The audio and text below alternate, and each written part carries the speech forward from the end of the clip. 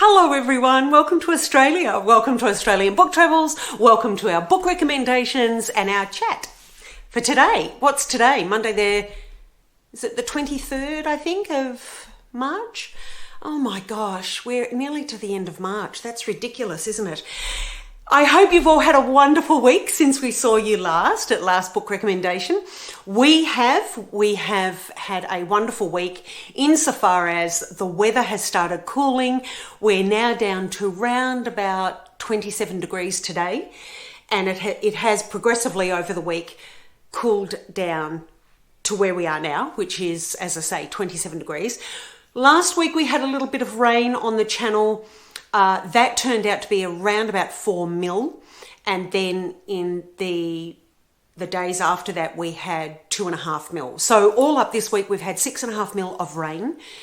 Not a lot to really wet the ground, but beggars can't be choosers, and we're happy to take whatever we can get. The cooler weather helps as well with the garden. Sorry everyone, Rooney has just finally decided to sit down, so that was that thump you could hear. Most likely you could hear it. He really thumps down when he decides that's where he's going to sit. Yeah, so it's lovely to have the cooler weather. Okay, we only had a little bit of rain, but that doesn't matter. We're happy, we'll take it. And yeah, things are doing really well. So we hope you've had a lovely week and that it's cooling down wherever you are, or warming up in the Northern Hemisphere, so that you can have some nice weather too. And in actual fact, it could be at the moment that we're just both in that equilibrium of weather that we're probably experiencing not dissimilar weather. So it's lovely. There's sun shining, there's a little bit of, in fact, this morning, there was a little bit of dew, which is unusual here. So that's nice because it gives the garden a little bit more moisture. Yeah, and it's cooler, which is lovely.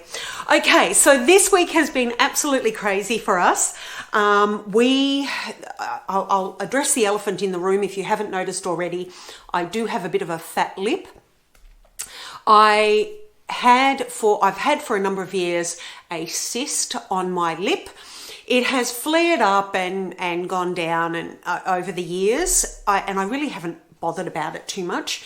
But more recently, it has annoyed me. So I, along with the doctor and I had a plastic surgeon, they decided that it really should come out. And I needed a plastic surgeon to do the work so that it wouldn't create a problem around the lip area.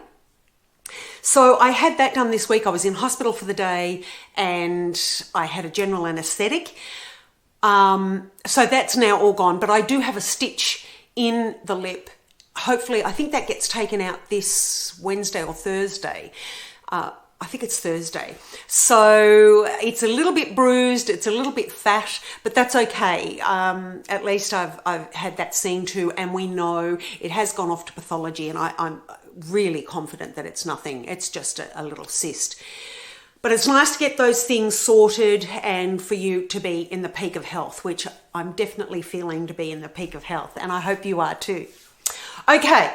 I can see the sun shining on the walls and it's lovely. I have pulled the blinds down in this room because, as you know, as you've probably experienced, there has been in the past some reflection on my glasses. So I thought it may be a little dark, but it's probably better to do that, have that than the reflection of the sun in your eyes. We have a few this week. We have a few Australian authors, and I'm excited to be presenting them to you. Let's go ahead. Let's get into it, everyone. Oh, I have another set of glasses. That's good. Okay. Oh, well, actually, I might just leave them there and we'll go from here. Now, this is Harlequin. This is HQ Fiction. Harlequin? Why do I say Harlequin? I think it's because it's HQ. This is HQ Fiction. Australian author Cassie Hamer. This is called The Stranger at the Table. Due out, I think it's on the second or the 4th. I'll confirm that for you in the subtitles. The 2nd or the 4th of April. It is fiction. It's around about, I think it's 300 pages. Yeah, around about 337. Maybe a little bit more. Okay, present day. This, I won't tell you the story, you know that, I don't like telling you the story, but it does have, not a, well, yeah, look, there are a couple of deaths in here that are interesting and intriguing, and the story is centered around one particular incident where two people have died. This Australian contemporary, there are, by the way, there is swearing in this, just to let you know. I enjoyed this. It was really well written. We have the story from a couple of people's different points of view. We begin with the story, and then it slowly unfolds and we learn what it's about. But then there's more of the story and we find out what happens at the end, obviously, clearly. But this is, firstly, I'll let you know that it's about grief, loss, redemption, guilt, lies, family lies, and finding yourself, finding out about others. It is about revenge as well. It's also about a proper love, love without strings attached. Loving a person, knowing who they really are, and that we all make mistakes. Look, there's so much involved with this. It's about family connection, family connection and understanding, or wanting to understand others. It's also about addiction. There is a theme of addiction in here, so I'll just let you know that. And working through that addiction. I found this compelling. It not only has these issues of lies and deceit and death and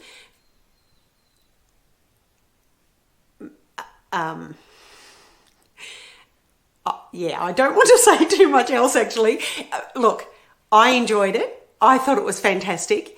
I think it's really worth a read. If you're interested in mystery, that's what I will say. There's mystery. There's actually quite a few mysteries in here, and they unravel as we go along. I enjoyed this. I really did. This is Australian story within Australia, but it has all of those other elements: the addiction, the redemption, the guilt, the lies, the lies within family, and taking on other people's, or paying for other people's lies. I really, really enjoyed this. I recommend it. I would suggest that if you're interested in any of that, if it sounds at all part of your reading plan, I would get into it. Even if it's not, I think look, it's not forceful. It's not, particularly even around the addiction. It really opened up my eyes, but it wasn't a lecture. It was really about having compassion and understanding for things that go on. That doesn't mean that the consequences of our main character, the consequences of her actions are condoned in any way. They're not.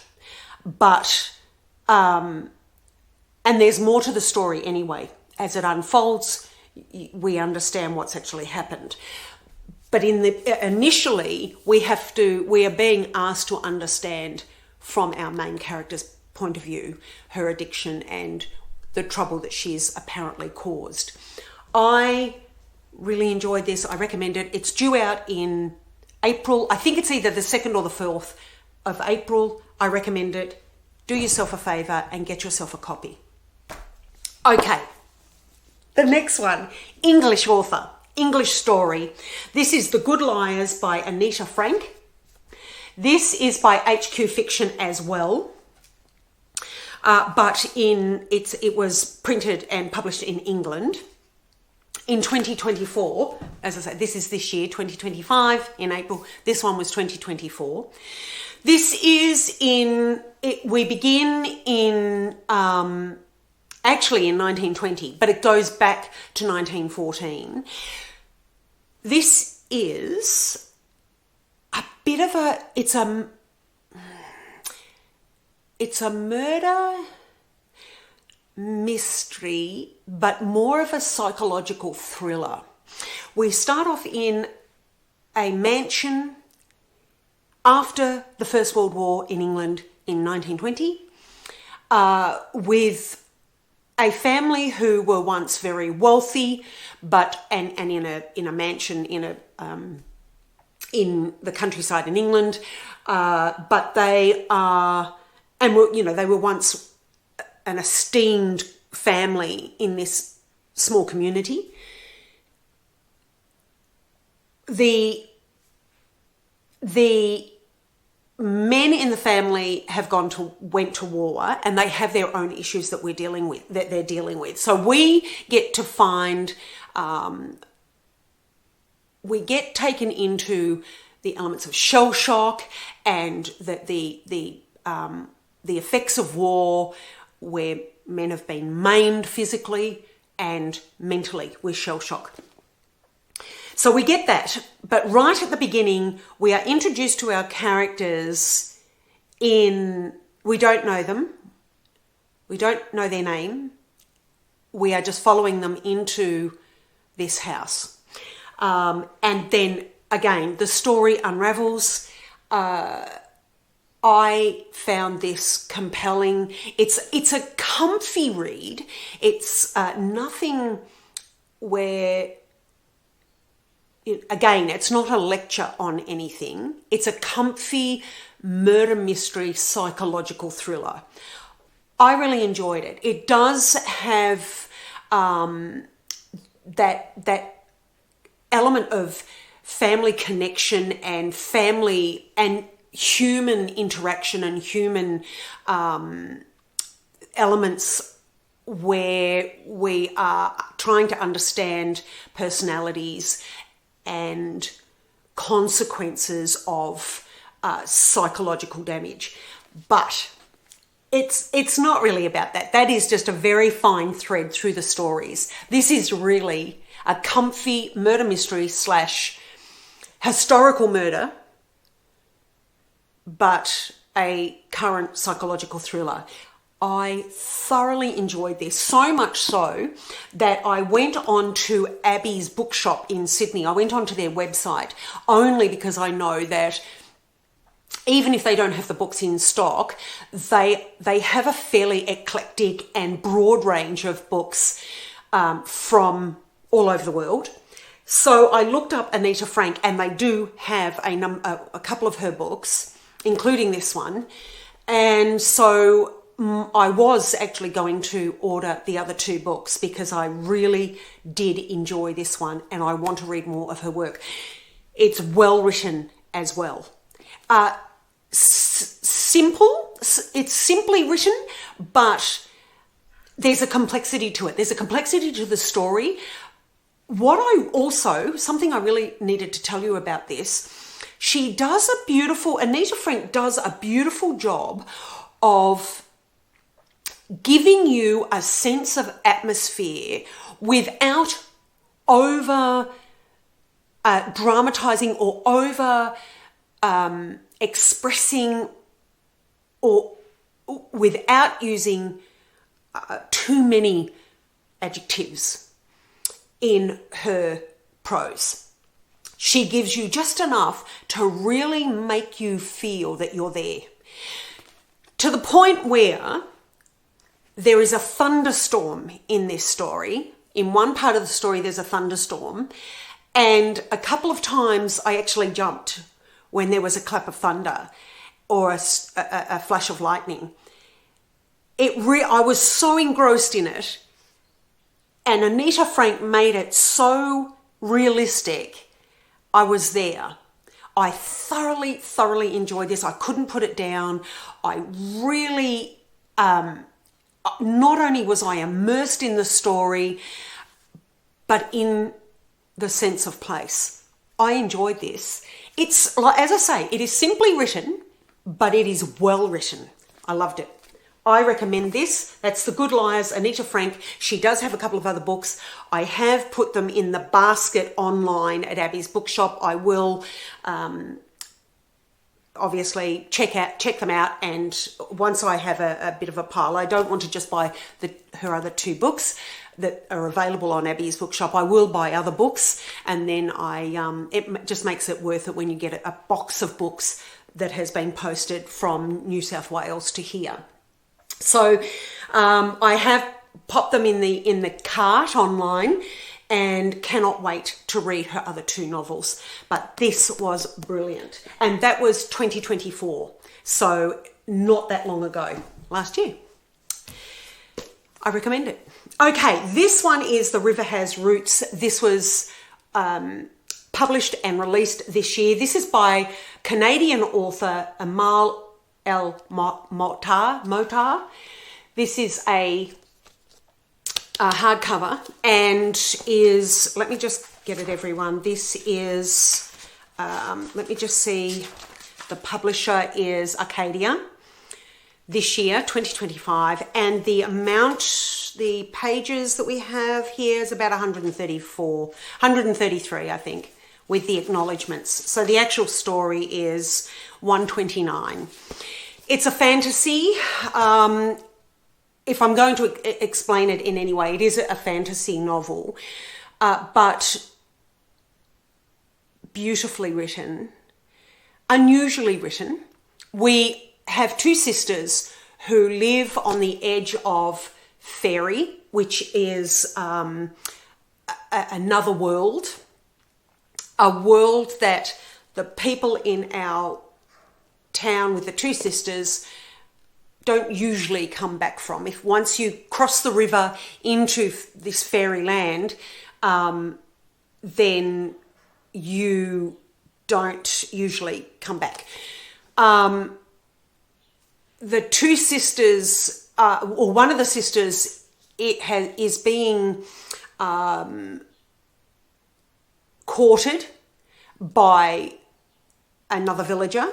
She doesn't want him. She doesn't like him for good reason. And I'm not going to tell you any more than that. But the 2 sisters are separated, and they're separated physically, but not emotionally or spiritually. This is really a really beautiful tale, and it has underlying morals and beliefs throughout the story. I enjoyed this. I won't say any more because otherwise it will give it away. It is, as I say, it is fantasy, but an element of earthly attributes to it. I recommend it. I think it's beautiful, and even if I wouldn't necessarily read it to children, perhaps teenagers. It is more, for me, I think it's more of an adult book. Not that there's death, and I know children have to deal with that, and this is done in a fantasy world, but I'm still inclined to say that it's an adult book, and possibly teenagers as well. It's beautiful. It really is lovely. It has, throughout the novel, it has beautiful etchings right throughout. I think almost every page has etchings. It's beautiful, and it's one of the sort of novels that you would read again, definitely. I recommend this. I think and the covers. The cover is, in fact, the covers on all of these, again, they're absolutely beautiful. I think novels now, authors and publishers are realising that the covers are really, really important. I mean, there have always been beautiful covers, but I think the industry went through a period of time where the covers of novels weren't as important, or weren't deemed to be as important, whereas now they are. They know that people will buy a book sometimes based on the cover. I mean, look at this one. It's absolutely beautiful. Art Deco with the like a perfume bottle and LED lighting. It's just beautiful. And the colours are absolutely gorgeous. This one is a little bit more contemporary, but again, just really, and this one is stunning. This one is absolutely beautiful and it shines. The cover shines. It's absolutely beautiful. But look, I do recommend this. It's really lovely if you want, and it's quick to read. I mean, it's only 130 pages. So, and those pages are not, it's not intense really. That's probably as intense as the pages get. So it's a beautiful novel and I recommend it, and it's beautifully written. Okay, next one, Australian author Rosalie Ham. A lot of you will know Rosalie from The Dressmaker, which was a very famous novel and subsequently turned into a movie. This is Molly. This is the prequel. Set in 1914, Molly is a corset maker. And as I say, it's the prequel to The Dressmaker. I loved it. Rosalie's writing is really good. It's atmospheric. This is, again, engrossing. I really loved it. I couldn't put it down. Now, I'll just tell, I think this is Picador, and this was a couple of years ago. This was, actually this was last year, 2024. Oh, isn't that funny? It felt like as though I'd read this quite some time ago, but it's 2024. And this is, everyone, it is approximately 380 pages. I recommend it. If you love The Dressmaker, even if you enjoyed the movie with Kate Winslet, I recommend this. It really is a great book, great novel. Australian author, Australian story, and this is the prequel to The Dressmaker. Last but definitely not least, everyone, this is Lauren Keegan's All the Bees in the Hollow, Australian author. And look at the cover. I mean, that is absolutely stunning. Again, it shimmers and shines. It's absolutely beautiful. Now, this is, I think it's a firm press. Yes, it's a firm press. Look at the end papers. And how beautiful is that in a paperback? Absolutely beautiful. This is approximately, I think it's 300, yeah, it's 305, 6 pages, thereabouts. It's set in Lithuania in the 1600s, I think, from memory. It's been a while since, I'll correct that if I'm wrong, but I think it's in the 1600s. I may be wrong on that, but it's definitely in Lithuania. We have a widow who is coming to terms with the death of her husband, and she takes over his beekeeping. This is, they have a daughter. This is about relationships between mother and daughter, grief, relationships generally, love and loss. But it is also, and for me, predominantly, and maybe that's just what I take away from it, is predominantly about the workings of nature, the need to work in with the timings of nature. I really enjoyed this. It's a beautifully, beautifully written novel. I think it's, correct if I'm wrong, but I think it's won awards, or it should have anyway. If it hasn't, I think it may have. This was written, I think it was last year it was released. Let me just check. Yeah, 2024. I have a funny feeling it has since won awards, but I will correct myself if I'm wrong.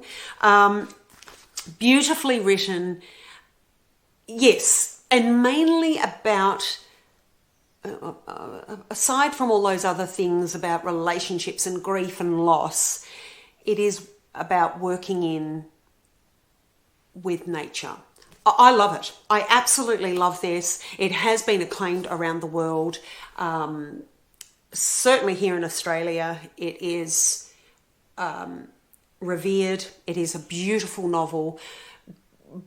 Lauren has done an absolutely marvellous job. I think this was her debut novel. Let me just check. She's a psychologist. Here we go. Lauren Keegan is a psychologist, a writer, and a mother. She's worked extensively in perinatal and infant mental health. I think yes, it's her first novel. There you go. She has 2 young girls, drinks more tea than is sensible, and this is her first novel. And by goodness, has she entered into the writing world with a bang. It's beautiful, and I recommend it. Definitely put this on your to-be-read list if you haven't already. It's stunning. It's absolutely beautiful. Molly, the prequel to The Dressmaker. Love Rosalie's writing. I think that's just automatically a given. I loved it, and I'm hoping it will be made into a movie, as was The Dressmaker. I think it's really good story. The River Has Roots by Amal El Mohtar. Apologies if I'm pronouncing that incorrectly. A Canadian writer, but I think she's a poet as well. Just a lovely fantasy sort of fable, almost like a fairy story, really, a fairy tale. It's absolutely beautiful, and I do recommend you read it. The Good Liars, absolutely brilliant, engrossing. I couldn't put it down. I love the writing. I thought it was well written and well plotted. It was a really good plot. I loved it. And it's more than what you think it is. It is a psychological thriller. It is a murder mystery. It's absolutely brilliant. I loved it.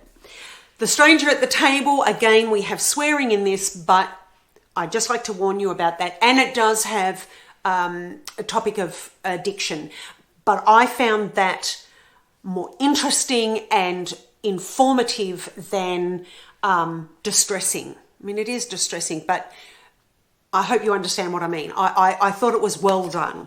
It wasn't a lecture on addiction. It wasn't, oh, you must feel sorry for this person. And there's more elements too. You know, there's mysteries in here. There's mysteries within the mysteries. There's our main mystery, and then there's all these underlying cobweb of stories and lies and deceit. It's absolutely brilliant. I loved it. I recommend it. So that's it, everyone. That's 5 today, which is good, isn't it? I hope that if you haven't already read them or you haven't heard of them, that you will put them on your to-be-read list. I genuinely think that every one of those should be on your to-be-read list.